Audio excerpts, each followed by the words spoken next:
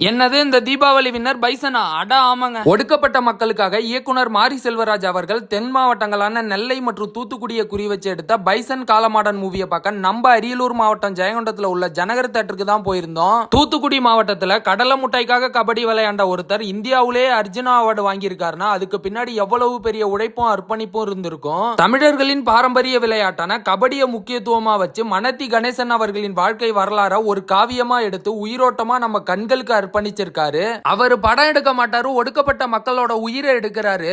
நம்ம பசங்க எல்லாம் ஸ்கூலு காலேஜ்னு ஜாதி மதம் பார்க்காம பழகிக்கிட்டு இருக்கிற இந்த காலத்துல அவங்க முகம் சுழிக்கிற மாதிரி வன்முறை காட்சிகளை எடுத்து மனத்தி கணேசன் அவர்களின் வாழ்க்கை வரலாற்றுல இயக்குனர் மாரி செல்வராஜோட அப்பா தாத்தான்னு மாற்று சமூகம் சார்ந்த விஷயங்களை திணிச்சிருக்காருன்னு தான் சொல்லணும். பாதகத்தி தீக்கொளுத்தின்னு அந்த காலத்து அக்கா தம்பி உறவை ஒரு காதல் காவியமா எடுத்து வச்சிருக்காரு. அது எந்த அளவுக்கு உண்மைன்னு தெரியல.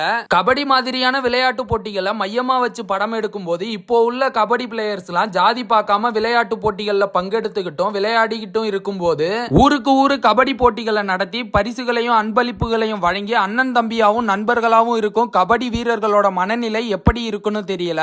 இத பத்தி நீங்க என்ன நினைக்கிறீங்கன்னு மறக்காம கமெண்ட் பாக்ஸ்ல கமெண்ட் பண்ணுங்க. வீடியோ பிடிச்சிருந்தா அப்படியே ஒரு ஃபாலோ பண்ணிக்கோங்க. Okay, by guys.